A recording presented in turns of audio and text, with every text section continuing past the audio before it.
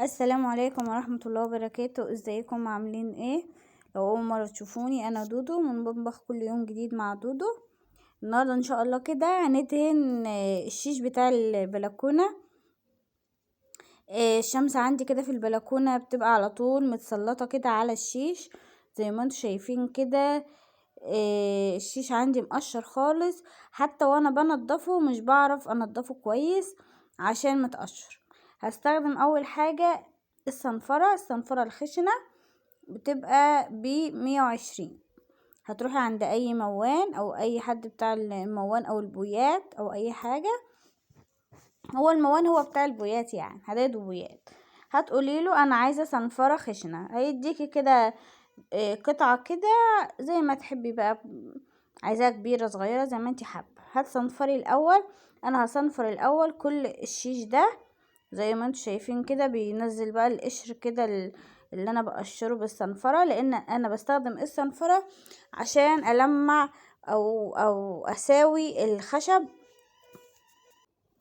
عشان اخلي السطح الخشب بتاعي املس واعرف ادهنه. بعد اما صنفرت الشيش كله بالصنفرة الخشنة اللي هي رقم ب120، هجيب بقى كده فوطة ناشفة خالص، وهبدأ كده امسح الشيش كويس جدا جدا بالفوطة.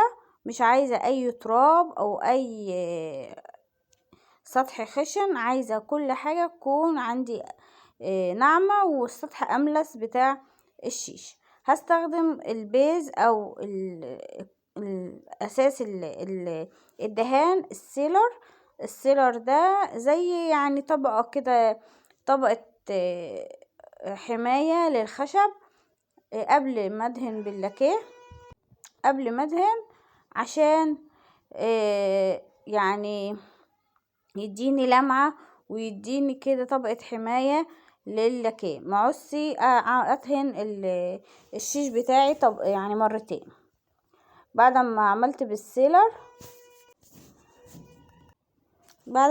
بالسيلر. اللي هو زي ما قلتلك كأساس او البيز بتاع الدهان، هستخدم الصنفرة الناعمة اللي هي رقمها ب220، الخشنة 120 والناعمة 220. وهبدأ اصنفر تاني الشيش بتاعي ده. بصراحة تجربة الدهان بتاع الشيش بتاع البلكونة تجربة مش سهلة بصراحة. يعني انا طبعا عايزة اقول لكم ان انا بصنفر بعد السيلر لما ينشف خالص. يعني انا تاني يوم على طول، اللي احنا في البرد فالدنيا بينشف بسرعة، فانا يعني صنفرت تاني يوم. التجربة بتاع الدهان هي ممتعة وحلوة، بس انتي لو تبقى مجهدة ليكي ما تعملهاش. جبت بقى كده لاكيه بني لامع، لامع احلى، يعني في مطفي وفي لامع، او اللي هو لاكيه عادي يعني. لا انت هاتيه لامع احلى، بيدي لمعة حلوة للشيش بتاعك، وبتخففي كده اللاكيه ده ببنزين او تنر. تمام. انا جبت بقى كده بولة تانية وفضيت جزء كده من اللاكيه في، يعني مش كله، مش هتفضي العلبة كلها، لا هتاخدي جزء كده وتحطي عليه شوية لاكيه او سوري، تحطي عليه شوية تنر او بنزين او نفط، وتبداي تخففي كده القوام بتاع اللاكيه لحد ما يبقى معاكي لا قوام خفيف ولا تقيل، يعني وسط كده تعرفي تدهني بيه. استخدم الفرشة بقى كده في الدهان، واما تخلص بحط برضو شوية لاكيه تاني واخففه بالنفط او التنار. وابدأ وهكذا يعني، وابدأ ادهن بقى. والسيلر برضو يا جماعة بيتخفف بتنر، نسيت اقول لكم ان السيلر برضو بيتخفف بتنر.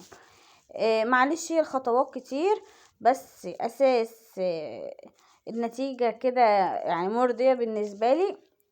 يعني هي خطوات: صنفرة، سيلر، صنفرة.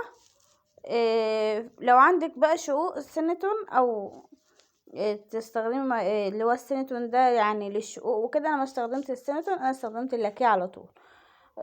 وزي ما انتوا شايفين كده التجربة جميلة. طبعا بتسيبيه ينشف، لو عايزة تدهنيه وش تاني بتدهنيه. انا ما دهنتوش بصراحة وش تاني، انا اكتفيت بالوش الاولاني ده. يا رب يكون